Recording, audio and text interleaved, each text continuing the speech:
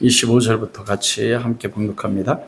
형제들아, 너희가 스스로 지혜 있다 하면서 이 신비를 너희가 모르기를 내가 원하지 아니하노니, 이 신비는 이방인의 충만한 수가 들어오기까지 이스라엘의 토로는 우둔하게 된 것이라.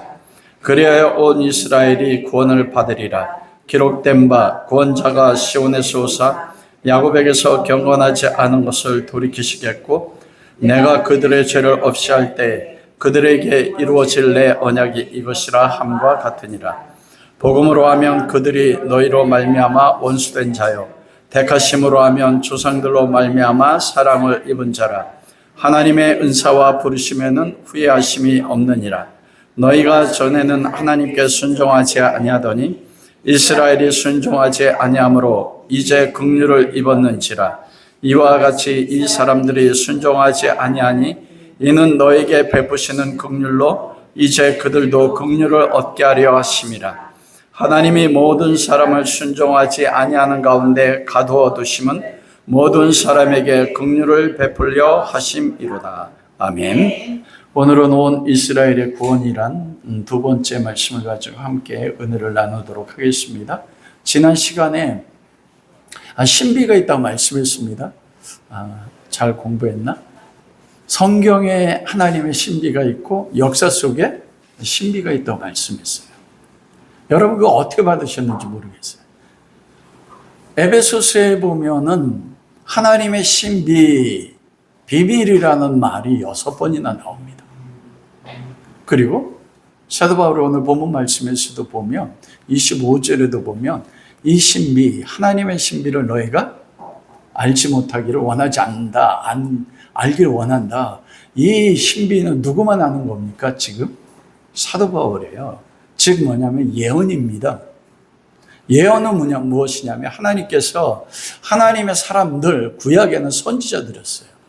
선지자들에게 하나님이 하나님의 목적과 하나님의 계획을 선택된 그들에게만 보이신 거예요. 그들에게만 계시의 문이 열린 게 예언입니다. 모든 사람에게 알게 하신 게 아니거든요.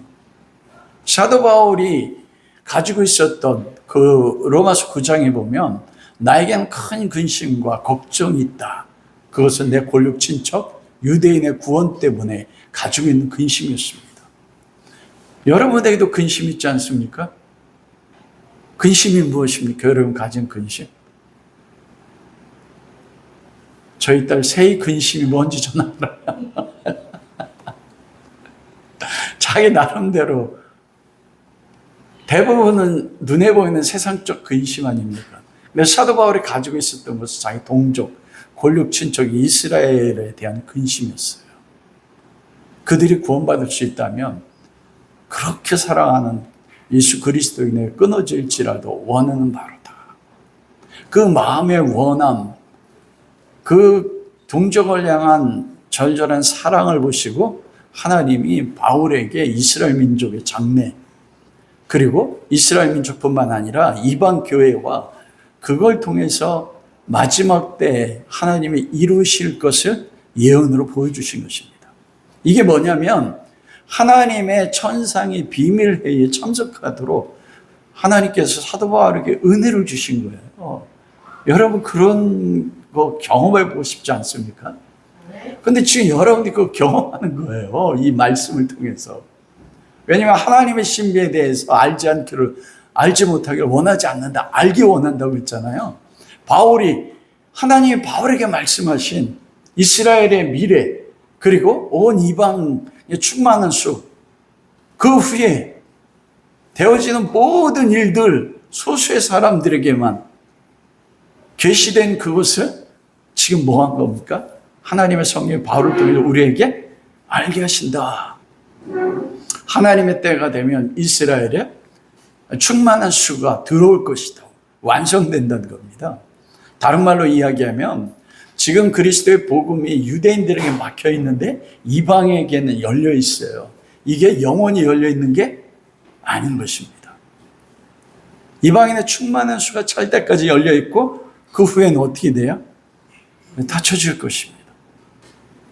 그리고 그때가 되면 온 이스라엘이 구원을 받는다. 그렇게 말씀하고 있거든요. 그러면 이방인이 충만한 수가 차면서 유대인의 온 이스라엘을 구원받도록 하기 위해서 사도 바울이 11장에도 말씀한 것처럼 이방교회 너희로 인하여 뭐라 말씀했습니까? 이스라엘이 시기나게 함이라. 그러므로 얼마가 구원받기 원한다. 바울이 그렇게 말씀하잖아요. 내가 이방인 사도로 그리스도의 복음을 증거한 것은 너희로 인하여 이스라엘이 시기나게 해서 부럽게 돼서 그들 가운데 구원받게 하도록. 그러면 이방 교회가 충만한 교회가 되는 과정 가운데서 유대인들이 온 이스라엘 구원받는 데 있어서 하나님이 세운 교회가 어느 교회라고 말씀합니까? 이방 교회인 거예요. 유대인이 무너짐으로 이방인이 구원받았습니다. 오늘 본문 말씀에도 보면 그렇게 말씀하지 않습니까?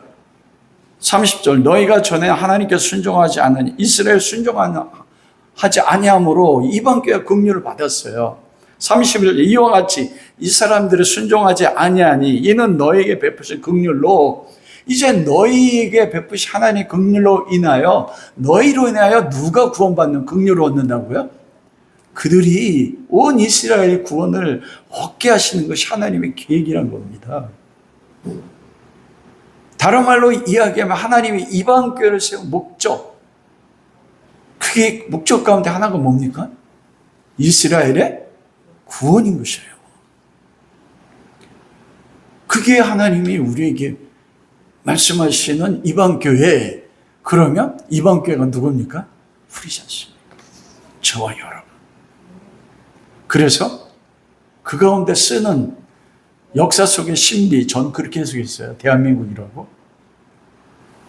왜냐하면 유대인들이 부러워할 나라가 없습니다. 왜냐하면 미국은 원래 미국이란 국가 자체가 모든 조건에 의해서 세계 최고가 될 수밖에 없는 조건을 가지고 있어요. 그러니까 이스라엘이 부러워할 조건이 아니에요. 당연히 미국은 모든 조건에 의해서 세계 최고의 강대국이 될 수밖에 없는 조건이에요. 그러니까 이거 부러워하는 조건이 아니에요. 나와 비슷한 조건을 가지고 있는데, 그런데 저들은 우리처럼 연약한데 저들이 전 세계 가운데 영향을 미치는 거 보면 어떻게 저들이 저게 가능하지? 여러분, 그게 대표적인 국가 가운데 하나가 대한민국입니다. 제가 이걸 딱 나누니까 우리 아들이 뭐라고 하는지 아세요? 아빠 국뽕이네.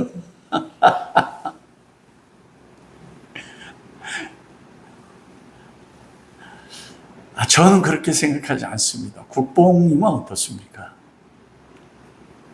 마지막 예수 그리스도의 오실 그날을 위해서 누군가는 온 이스라엘의 구원을 받기 위해서 그들로 하여금 시기하게 할 이방교회 사람이 일어날 텐데, 여러분, 이스라엘과 한국은 1948년도에 같은 해에 독립했어요. 그리고 이스라엘은 우리나라 강원도 땅밖에 안 됩니다. 골란고원과 시나이 반도는 이집트에게 다시 돌려줬기 때문에. 근데 우리는 남북으로 갈라져 있지 않습니까? 이스라엘은 전 세계에서 강대국들로부터 모든 민족으로 핍박을 겪었어요.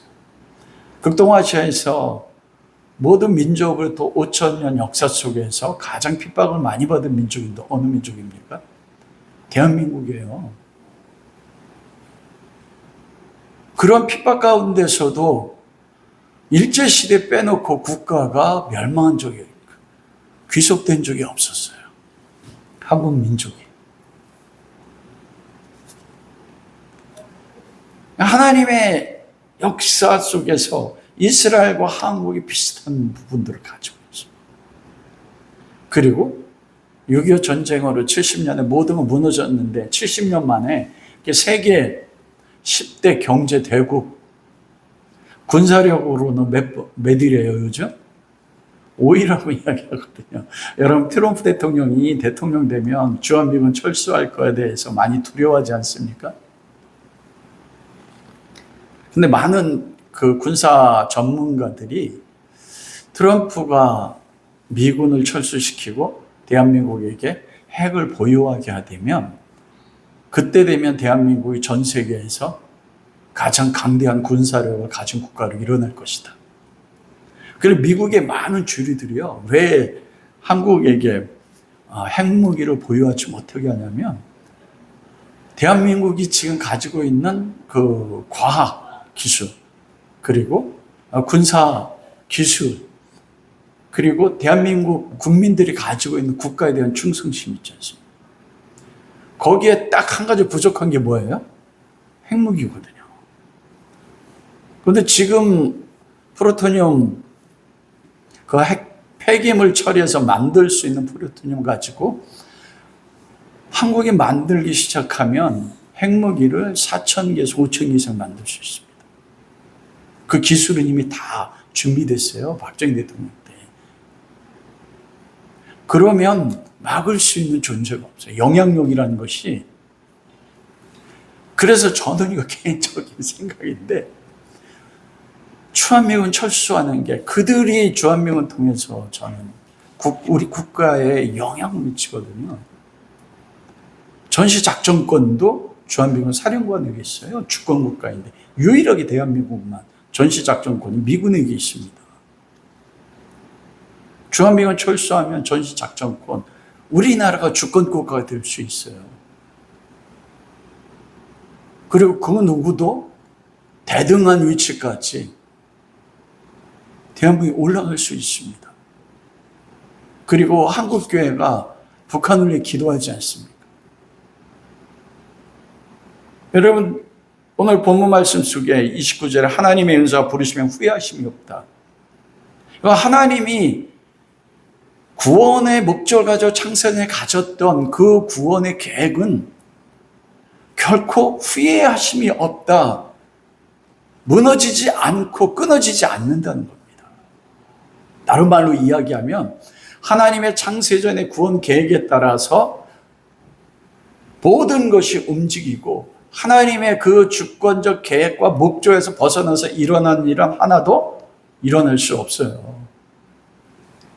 그러면 주한미군 철수하는 거나 북한과의 핵무기, 하나님의 눈으로 보면 아무것도 아닌 거예요. 오히려 남과 북이 하나로 통일되는 걸 통해서 복음이 한국교회를 통해 놀랍게 폭발적으로 일어나 전 세계 마지막 이스라엘이라는 나라까지 갈 수 있는 길이 열릴 수 있습니다. 제가 예수전도단에서 목회자 DTS 훈련을 받고 저희 팀이 중국에 갔었거든요. 그 도문에서 무산까지, 그래서 무산을 바라보는 중국 땅 언덕에서 무산을 보면서 그 경배 찬양을 할 때 하나님이 보여주신 그림이 있었어요. 중국은 여러분 그 빨간 그림으로 보면 닭과 같습니다. 중국 땅도 이렇게 돼 있잖아요. 이게 이민신한 닭. 근데 이 부리가 어디냐면 한반도입니다. 중국을 영적으로 먹여 살릴 수 있는, 그때 그것을 해석해 줬던 선교사님 계셨어요. 복음이 지금도 북한을 통과하지 못하지만 중국에 선교사님이 들어갔잖아요. 근데 남과 북이 통일되면 그 영적으로 중국을 먹여 살리는 입이 어디냐? 대한민국을 통해서. 복음이 세계로 해서 증거가 되는 것. 하나는 러시아를 통해서 유럽, 그리고 하나는 중국을 통해 실크로드를 통해서 이스라엘까지. 하나는 동남아시아, 인도를 통해서 아프리카를 통해 다시 어디서 모여요? 이때는 그걸 봤을 때 가슴이 확 뛰고 두근두근 했었거든요.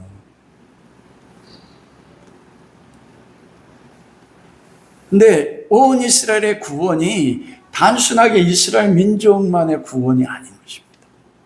하나님이 창세전에 그리스도 예수 안에서 거룩하고 흠이 없게 하시려고 그리스도 안에서 우리로 하나님의 아들들이 되도록 선택하셨다. 이게 하나님의 구원의 목적인 것입니다. 이걸 통해 세상을 창조하고 우주로 만드신 거예요. 그 하나님의 계획은 반드시 성취되는 것 가운데서 하나님이 일하시는 게 지금의 모습이에요. 이스라엘이 그리스도 밖에 있게 된 것도 하나님이 내가 이스라엘을 아브라함 통해서 언약으로 구원했는데 이들이 배반했어? 어떻게 이럴 수 있지? 그래가지고 하나님이 그걸 예측을 못해가지고 다시 부랴부랴 이스라엘 구원하려고 하나님 계획하십니까? 그러면 우리가 믿는 하나님, 여러분 하나님 아니세요.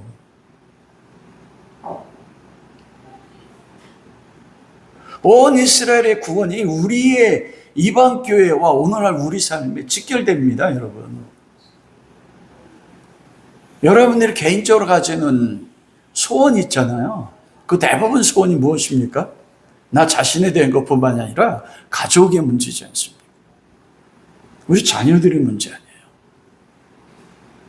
놀라운 건 뭐냐면 이스라엘이 범죄함으로 너희들이 누리는 은혜가 있잖아요. 그런데 사도 바울은 뭐라고 해야 합니까? 그들이 충만해지면 이스라엘로 말미암아 그들의 충만하게 되면 이방 교회와 온 세상이 누릴 그 충만함이 어떤지 상상이 되느냐 이거예요.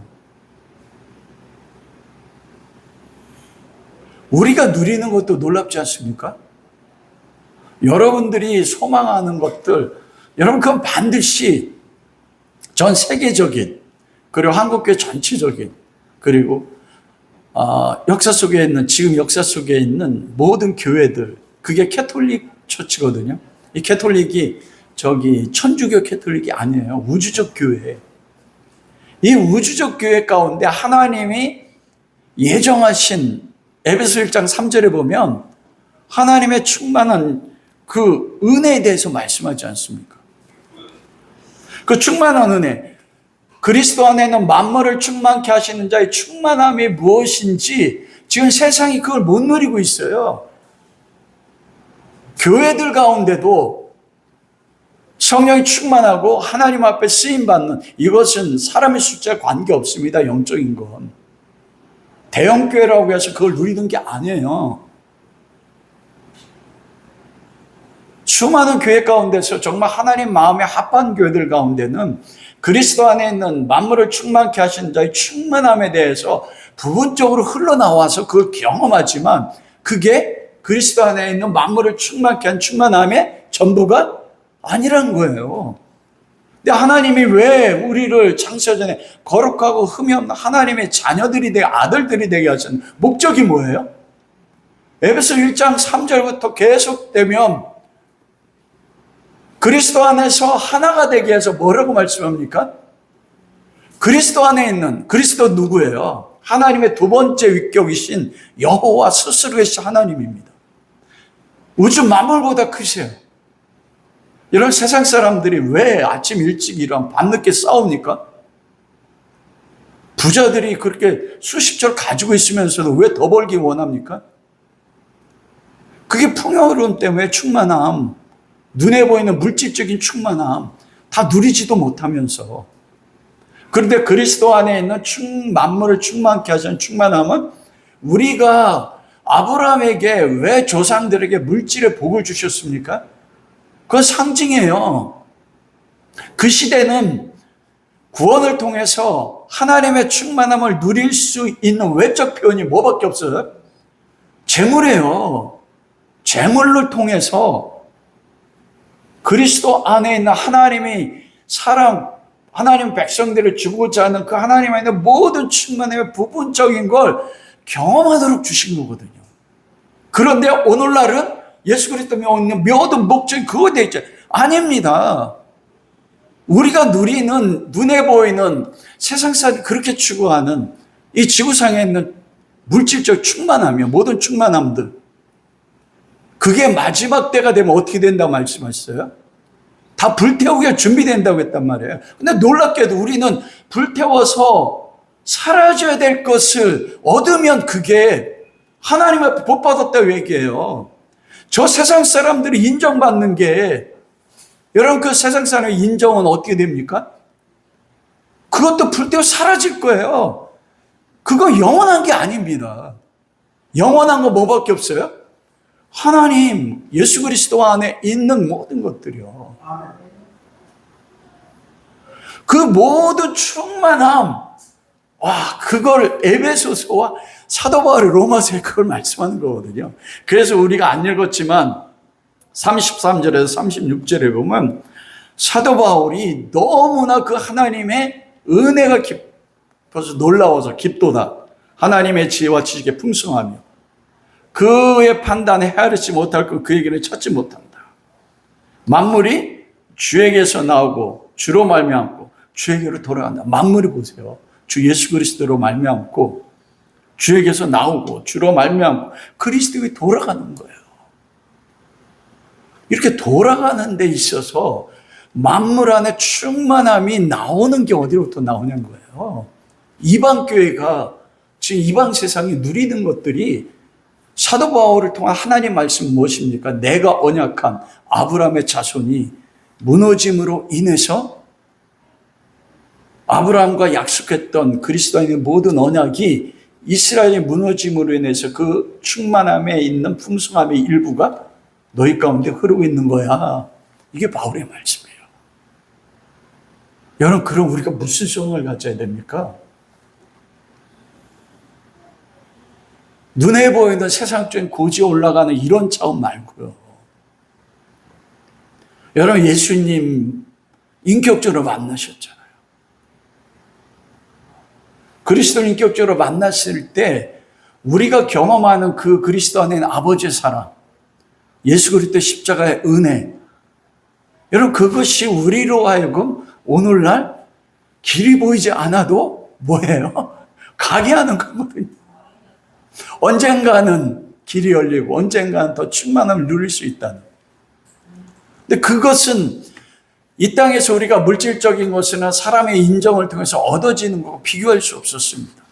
지금 그것이 비록 우리가 이스라엘 백성처럼 복음 안에서 원수된 것 같고 그래서 하나님이 나를 버린 것 같은 환경 가운데 있어도 우리가 경험한 그리스도의 충만함의 부분적인 충만함은 진리잖아요.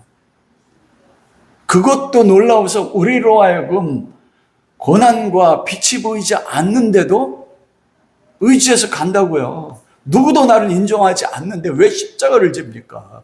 가장 가까운 가족들도 날 인정하지 않는데 그게 그리스도를 만난 그 사랑의 경험 때문 아닙니까? 주님 앞에 다시 볼 것에 대한. 그런데 그것이 사도 바울은 뭐라고 하면 그렇게 그 부분적인 거야. 너희가 만물을 충만케 하신 자 충만함을 바울의 역사 속에서 누릴 수 있다고 말씀해요. 무엇을 통해서요? 온 이스라엘이 구원받으면, 여러분 그러잖아요. 12절에 그들의 넘어짐이 세상의 풍성함이 되며 그들의 실패가 이방인의 풍성함이 되며. 여러분 지금 이스라엘을 제외한 모든 유럽의 풍요로움이나 미국의 풍요로움이나 중국도 마찬가지예요. 세계가 누리는 모든 세상의 풍요로움이 누구 때문이래요? 이스라엘이 넘어짐 때문이래요. 이렇게 얘기할 줄 모르지만 하나님은 그렇게 말씀하시거든요. 이방인의 풍성함, 그들의 넘어짐이, 여기 이방인은 지금 누굽니까? 로마 교회를 말씀하는 거잖아요. 그런 모든 이방 사람들. 이 시대의 이방인의 대표는 누굽니까? 로마 제국이지 않습니까? 로마 제국의 풍성함은 놀랍잖아요. 그런데 하나님의 관점, 이게 역사신학입니다. 역사를 어떻게 보는가. 하나님의 역사를 보는 관점은 이 이스라엘을 통해서 역사를 이끌어가세요. 이 이스라엘의 무너짐으로 인하여 이스라엘에 있던 그 그리스도로 말미암는 하나님의 풍성함이 이방이 흘러 넘친 게 지금 너희가 누리는 풍성함이야. 그러면서 뭐라고 말씀합니까? 그들의 충만함이 이리요. 왜 우리가 이스라엘의 회복을 꿈꿔야 됩니까? 만일 이스라엘이 회복이 된다면 여러분, 지금 이스라엘이 넘어지는 것 때문에 온 세상이 누리는 축복이 있잖아요. 그 가운데서 누리지 못한 아프리카나 가난한 국가들이 겪는 고통들이에요. 왜 부가 균등하게 전 세계 식량이 모자라는 게 아닙니다. 나무나요. 그런데 아프리카는 수만 명 죽어간다고 굶어서.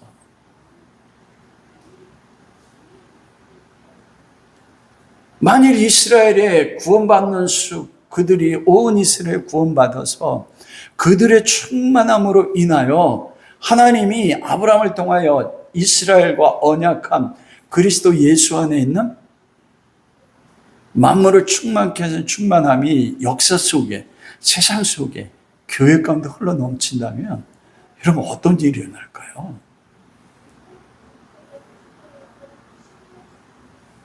그게 사도 바울이 이야기하는 하나님의 뜻인 것입니다.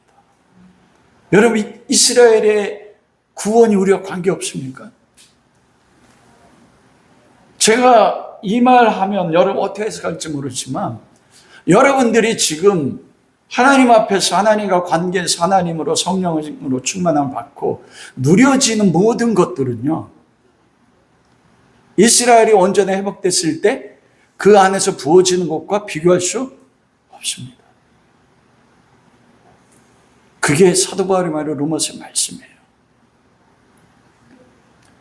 그런 생각 해보신 적 있으세요? 여러분 복받기 원하세요? 여러분 가족 복받기 원하세요?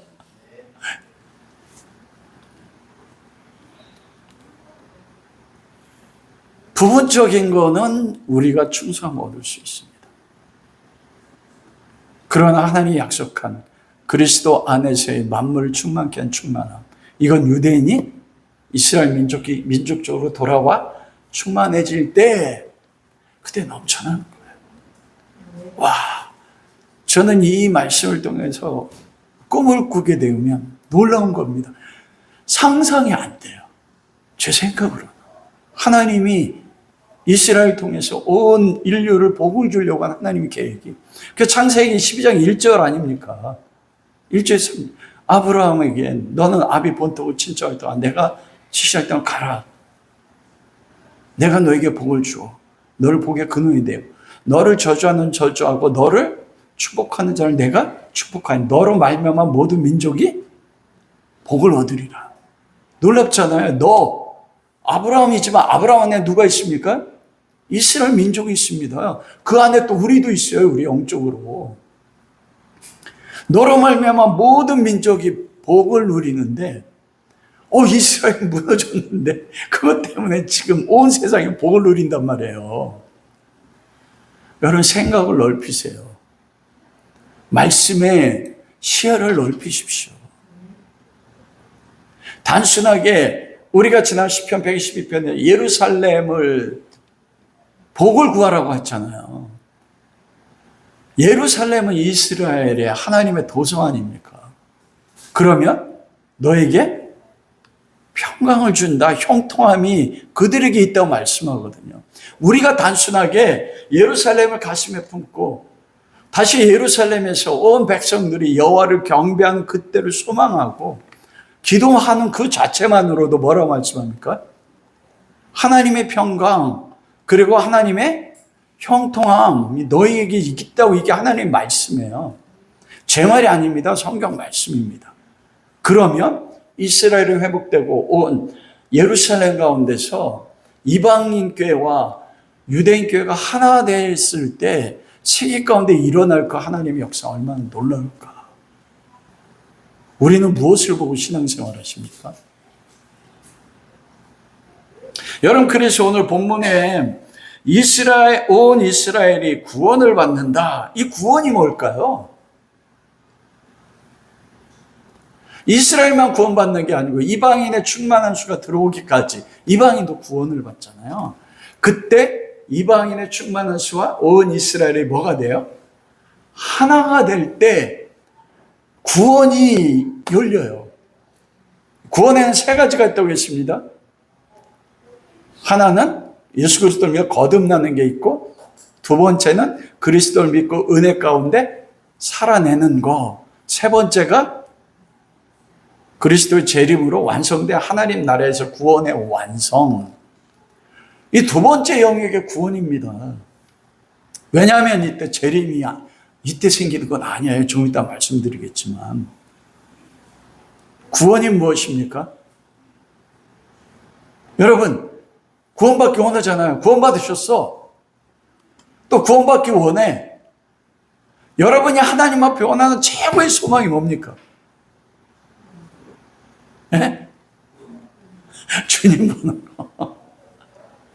왜 부흥을 원하세요?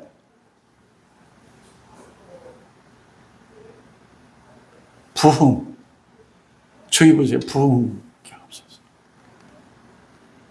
부흥은 모세가 여호와의 영광을 얼굴을 대면해 보는 게 부흥이에요. 그걸 상상이 되십니까? 영광에서 영광으로 나아가 고린도서도 말씀하잖아요. 영광 가운데 계신 그 하나님을 보는 거. 이사야가 성전에서 예배할 때 그의 눈이 열려져서 환상 가운데 보좌에 앉으신 하나님의 영광을 봤어요. 여러분 생에 그런 경험이 있으세요? 화로다 나여 망하게 되었도다. 사도 베드로도 말하잖아요. 빌립보 감옥에서 주 안에서 기뻐하라. 다시 말하면 기뻐하라. 주께서 가까이 계시다. 감옥 속에 계신. 이게 구원입니다, 여러분. 그러자 감옥인데 뭐예요? 기뻐. 우리가 지난주 수요일 날 느헤미야서 8장 10절 뭐라고요? 우리 힘이 뭐예요? 여호와로 인하여 기뻐하는 거. 여호와로 인하여라는 건 뭡니까? 여호와를 만나고 경험하고 보는 것으로 인하여 생기는 기쁨. 이게 뭐라고요? 나의 힘이에요. 재물이나 사람들의 인정이 힘이 아니에요. 왜 인생이 고통스럽습니까? 내가 죽지 않았거든요. 끊임없이 세상적인 것을 향한 내가 죽지 않았어. 사람들이 날 인정하면 와, 난 괜찮아. 근데 사람들이 인정 안 하면 하나님 내가 버리셨어. 여러분이 예수님이 3년 공생애 할 때 사람들에게 얼마나 인정받으셨어요? 예수님은요, 사람들에게 인정받지 못하셨습니다. 유일하게 아버지께 인정받으셨어요. 아버지 인정만 바라보셨다니까요. 심지어는 그 사랑의 12제자도 어떻게 했습니까? 죽음 앞에 서니까 그렇게 주여 주여 따랐던 그들도 다 도망갔어요. 한 명은 은 30냥 가지고 예수님 팔아버리고 그 중에 수제자라는 베드로는 어떻게 합니까? 3번이나 부인하고 거기다가 먹을까지 해요. 저주까지 했어요. 우리가 예수 그리스도를 믿어서 복받기 원하는 모습이 주님 앞에 있는 것과 뭐가 다 같습니까? 오직 주 하나님만 보는 거예요. 그게 구원이에요. 사도 바울이 지난주에 말한 것처럼 바울이 의의 면류관, 나에게 의의 큰 면류관이 있어. 그게 뭐라고요? 예수님 보는 거, 나 죽고 싶다 얘들아.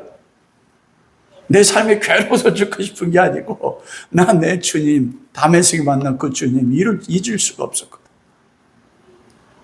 그런 추억이 있습니까? 여러분들이 예수님 만난 추억 때문에 그 주님 다 보고 싶은. 바울은 천국 가고 싶은 게, 죽고 싶은 게 그 한 가지 이유였어요. 바울이 다메섹에서 예수님 만나고 겪었던 삶을 보십시오. 오늘날 교회가 복받았다고 주구장창 얘기하는 모습이 바울이 하는 게 하나라도 있습니까? 하나도 없습니다. 누가 바울을 인정합니까? 고린도 교회는 뭐라고 해요? 바울이 그렇게 텐트 만들면서 브리스가 아굴라가 그렇게 세우고 기도했는데 뭐래요? 당신이 사도입니까? 여러분, 그래서 리더는요, 아랫사람한테 그 말 듣게 돼 있어. 당신이 사도입니까? 그렇다고 저한테 당신이 목사입니까? 하지 마세요. 그럼 상처받아. 저는 사도 바울이 아니야. 그게 구원이에요. 영광에서 영광을 보는 것. 하나님의 성전에 여호와 영광이 임재하는 것이요. 예배 드릴 때마다 이스라엘 천성 가운데 거하신다는데 우리의 연약한 찬양인데 그 찬양 가운데 하나님이 임재하는 것이 경험되어져요. 그 어느 때요? 이방인의 충만한 수가 차고 이스라엘이 구원돼서 이방인과 유대인이 하나가 될 때 영적으로 그런 일이 일어난단 말입니다. 그때 우리가 나의 아내, 나의 남편, 나의 자녀들 그리고 우리 교회, 한국교회, 전 세계 교회 가운데 하나님이 부어주신 그때 열릴 하늘의 문, 그 열린 하늘의 문을 통해서 하나님이 쏟아부어 주실 것이요. 요한복음 2장 마지막 절 그러잖아요. 나다나엘에게 내가 너를 보았다고 나를 주로 믿느냐? 넌 더 큰 것을 보리니 하늘문이 열리고 사닥다리에 천사가 위에 오르락내리락 하리라 천사가. 그게 뭡니까? 인자가 사닥다리잖아요. 야곱의 사닥다리. 천사가 오르락내리락 한 것처럼 그리스도로 말미암아 하늘문이 열려서 그리스도 안에 있는 모든 것들을 누가 날라요? 천사들이. 하늘에 있는 모든 것들을 만물을 충만케 한 충만함. 그것이 역사 속에서 이루어진다니까요. 어쩌면 그때가 되면 온 세상에 불평등한 것들이 거의 평등함으로 나아갈 수 있을 거예요. 세상의 민주주의는 부분적 평등함을 이뤘지만 민주주의 안에도 불평등하잖아요. 우리나라도 민주주의인데. 그럼에도 불구하고 이스라엘 넘어짐으로 온 세상이 부분적인 평화가 누려지는데 그때 되면 어떻게 돼요? 이런 믿음으로 바라보세요. 그걸 이끌어올 사람들이 이방교회입니다.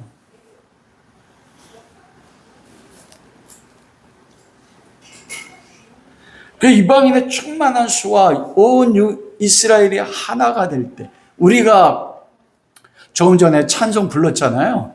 무슨 찬송 불렀어요? 부흥이 있으리라 이 땅에. 그러면 이 땅에 딱 어디에 멀렀어요? 가정에, 교회에, 국가에. 그때 부흥이 있는 거예요. 아브라함이 하나님이 아브라함과 언약했을 때 창세전에 그 선택된 거룩하고 흠이 없는 하나님의 자녀들을 위해 예비해 놓으신 하나님의 그 복을 누가 측량할 수 있습니까? 여러분, 그래 지금이 하나님이 역사 속에서 교회와 세상 가운데 부어주는 축복을 누리는 최고의 시기가 아니에요. 제가 언뜻 뉴스를 바라보니까 대한민국 5,000년 역사에서 지금 시대처럼 풍요로웠던 시대가 없대요. 근데 우리는 배불러가지고 어때요? 헬지옥, 헬조선 그렇게 이야기하잖아요. 그래서 그분이 그러더라고요. 그런 사람들 다 북한에 가서 한 달 동안 살다 오라고. 아주 오지 마라.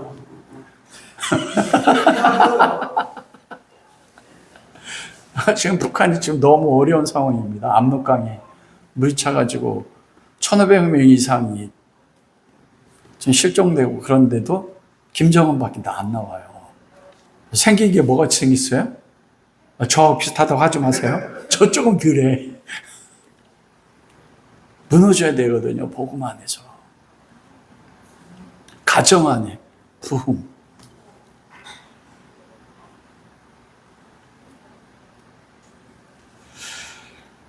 그 일을 우리가 소망 가운데 하나님 앞에 나가야 되는 것입니다. 여러분, 그럼 어느 때 이런 일이 일어나요? 제가 지난 시간에 예수 그리스도의 재림이 이루어지기 위해서는 두 가지 조건이 이루어진다고 되어 있잖아요. 이방인의 충만한 수. 그래서 이 복음이 모든 민족 가운데 전파돼야 그때야 끝이 오리라. 그리고 두 번째로는 온 이스라엘의 구원. 그러면 온 이스라엘의 구원이 바로 예수님의 재림이냐? 아닙니다. 왜냐하면 예수님이 재림의 때 어떤 일이 일어날 건가를 말씀하셨잖아요. 마태복음 24장에, 그리고 요한계시록에 예수님이 재림하기 전에 큰 환란이 있으리라. 그래서 큰 환란을 뭐로 이야기해요? 7년 대환란. 그러면서 그 7년 대환란 동안 역사 속에 있을 모든 진노, 그것이 계시록에 나오지 않습니까? 그러면 이스라엘이 회복됨으로 인해서 이방인의 충만한 수와 이스라엘이 하나 되고 나서 세계 역사 속에서 뭐가 먼저 나타난다고요? 충만하며 부흥.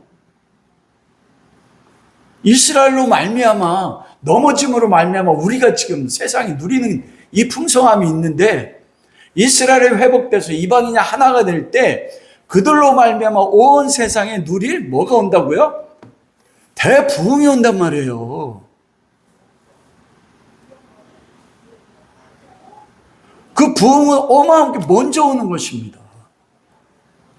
그리고 그 부흥이 오고 바로 예수님의 재림이 아니에요. 그 부흥이 오고 난 후에 뭐가 온다고요? 전 세계적인 핍박, 환란, 그걸 대환란이라고 말하잖아요. 예수님께 마태복음 24장에 보면 전쟁과 전쟁이 일어나고 나라와 나라가 일어나고 각처에 지진이 일어나고 그리고 하늘의 별들과 하늘에 있는 권능들이 흔들리는 역사예요. 여러분, 이게 우리가 장차 세상 가운데 일어날 일을 보는 눈이에요. 지금 우리가 경제적으로 굉장히 어렵다고 이야기하지 않습니까? 그런데 언젠가는 이스라엘이 회복될 그때가 되면 우리가 지금까지 상상하지 못한 이 역사 속에서의 이스라엘로 말미암은 풍성함의 부어주심의 역사가 있어요. 왜 그럼 그 후에 환란이 있을까? 이스라엘이 회복되고 나면 그때 되면 모든 핍박과 환란이 누구에게 임합니까? 그 대상은 교회입니다. 이방인의 충만한 수의 교회와 온 이스라엘이 이제 완전하게 참 이스라엘 교회로 하나가 되잖아요. 그들이 그곳에서 성령님 안에서, 그리스도 안에서의 영적인 모든 풍성함과 그리고 각 사람과 베푸실 이 땅에서의 모든 풍요로움을 누리게 해요. 하나님이 어떤지 영의 눈으로 보는 것처럼, 다윗이 내 앞에 계신 주님을 보는 것처럼 어쩌면 그렇게 볼 수 있을지 몰라요. 이방인, 유대인이 풍성해지면 모세가 하나님을 대면해 보는 것처럼, 와, 그때 되면 얼마나 놀랄까? 주님의 얼굴이 어떨까? 그러면 보십시오. 7년 대환란을 주께서 날짜를 마태복음 24장이면 그 환란의 날짜를 줄이지 않으면 견딜 자가 없다고 했잖아요. 어떻게 견딥니까? 이 영적인 부흥의 풍성한 이 시대 가운데 그들이 그리스도를 경험한 그 사랑, 그 은혜, 이걸로 인해서 뭐예요? 환란을 통과하는 겁니다. 그 환란을 통과하는 거예요. 그때 환란이 왔을 때도 내 자식이 여러분 카타콤에서요. 그들이 평생을 살면서 네로가 기독교인들을 해요하기 위해서 어떻게 했는지 아십니까? 양을 잡아서 그 피 흘리는 거를 5살 아이들에게 씌웠어요. 그리고 사냥개를 일주일 이상 굶겨가지고 예수를 부인하지 않으면 이 자녀들을 도망가게 만들고 사냥개 풀어놨다니까요. 그들이 어떻게 견뎠습니까? 그들이 그랬거든요. 얘야, 나의 딸 조금 있으면 다시 만날 수 있어. 그리고 죽었어요. 우리는 예수 잘 믿으면 그 환란이 없다고 얘기하잖아요. 여러분 시대 때 그 환란이 있으면 좋을까요? 모르겠습니까? 그러나 그 환란이 있기 전에 뭐가 있습니까? 이방인의 충만수가 들어오고 온 이스라엘이 구원받아 하나가 됨으로 인하여 그 환란을 통과할 수 있는 하나님의 영광, 다윗이 내가 항상 내 앞에 계신 줄 배웠습니다. 이게요, 소수의 사람에게만 주시는 은혜가 아니에요. 저는 그렇게 해석해요. 그때가 되면 유대인의 이스라엘의 완전히 구원받고 이방 교회가 하나가 돼서 그때 하나님이 부어주시는 참된 부흥, 영적인 풍성함이 있으면 다윗처럼 내 앞에 계신 줄을 내가 항상 볼 수 있는, 그가 우편에서 말씀하는 음성 때문에 흔들리지 않고, 비록 내 삶이 사막 같아도 때로는 물질적인 풍성함이 없어서 바울처럼 감옥에 갇혀 있어도 그것에 여호와로 인하여 그리스도의 얼굴을 봄으로 인하여 기뻐하는 힘을 가질 수 있는 거예요. 내가 줄로지는 구역이 아름다워 너무. 그래서 고백에 뭐가 나옵니까? 여호와 우리 주여, 주의 이름이 어찌 그리 온 땅에 아름다운지. 하나님의 아름다워 본 적 있으세요? 예수 그리스도가 아름다워 본 적 있으세요? 와, 그때 되면 그게 실제가 되겠구나. 사도 바울이 다메섹에서 보았고 삼층천에서 보았던, 인간의 말로 표현할 수 없었던 그 하나님 나라의 영광, 모세가 보았던 여호와 영광의 뒤에 광채, 여호와 영광의 뒷모습만 봤는데도 모세 얼굴이 어떻게 됐어요? 얼굴에 광채가 나서 백성들이 볼 수가 없었어요. 그때 되면 우리가 여호와의 영광을 봐서 제 딸을 보는데 오, 광채가 나서 와, 세이야 내가 볼 수가 없어. 아멘 한 번만 하시네. 그래도 여러분의 소망이 세상에 있는 겁니까? 그때 된 건 덤으로 준다니까요. 왜냐하면 족장들에게 주셨어요, 안 주셨어요? 안 주면 어때? 그리스도가 나의 가장 큰 상급인데, 우리의.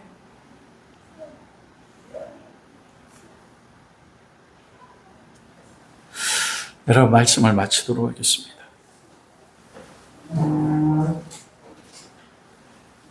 여러분, 반드시 하나님께서는 이방인의 충만한 수가 들어오기까지 아버지께서는 우리를 통해 일하시기 원하세요. 그리고 온 이스라엘이 반드시 구원받도록 하나님께서 행하십니다. 하나님이 사도 바울을 통해서 이 말씀하시는 게 무엇입니까? 너희는 지금 내 앞에 어떻게 서 있냐 물어보고 계세요. 이 로마서 9장에서 11장이 단순한 유대민족인 사도 바울만의 문제입니까? 그럼 하나님이 바울을 통해서 로마서 9장에 10장, 11장의 말씀을 기록하지 않았습니다. 왜냐하면 온 이스라엘의 구원은 바로 우리의 구원이에요. 하나님은 예수 그리스도 안에서 우리를 하나님의 아들로 삼았을 때, 거룩하고 흠이 없는 하나님의 아들로 삼았을 때 그거로 끝나는 게 아닙니다. 마지막에는 하나가 되어 그리스도 안에 있는 만물을 충만케 하는 충만함을 누림으로 여호와의 은혜를 찬송케 하려 합니다. 온전히 하나님만을 찬양하는 자로 우리를 세우기 위해서예요. 여러분, 그러므로 꿈을 꾸십시오. 가슴에 여러분 예루살렘을 품으십시오. 그리고 이스라엘을 가슴에 품으십시오. 왜냐하면 그것이 우리를 풍성케 하는 하나님의 은혜의 최고의 축복입니다. 저는 제 가슴에 느껴지는 어떻게 말할 수가 없어요. 제 언어나 이게 부족해서 아직까지 이 본문 말씀 속에서 제가 발견한 하나님의 그 지혜와 지식의 풍성함, 이스라엘과 이방 교회를 향해서 가지는 하나님의 풍성함이 얼마나 놀라운지 제가 제 자신을 보면 너무나 안타까운 겁니다. 제가 그걸 믿음의 눈으로 봐야지 전해줄 수가 있는데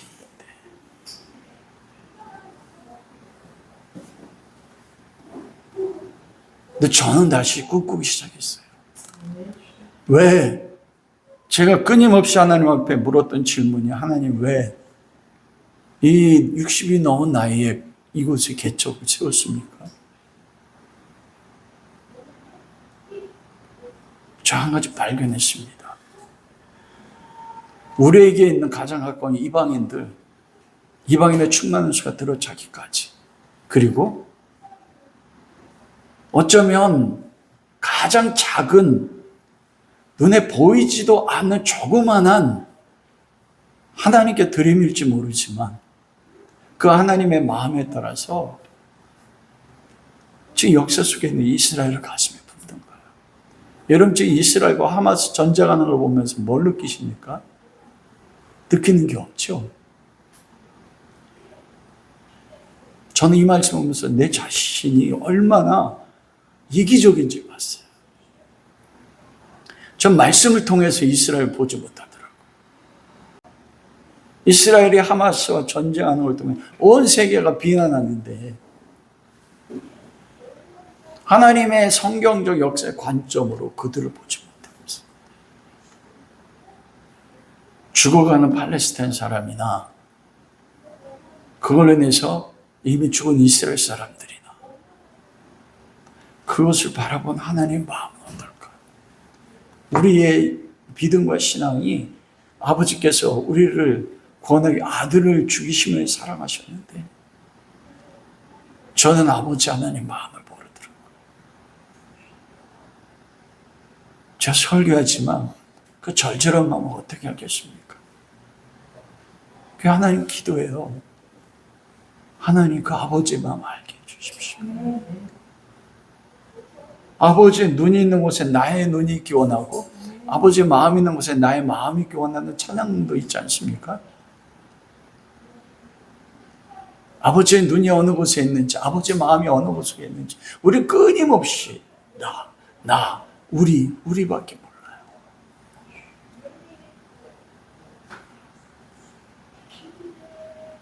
주의 성령이 오셔서 사도 바울이 가졌던 그 마음, 단순하게 자기 동족이 이스라엘이 아니라 하나님이 이루고자 했던 그 꿈을 우리도 바라보고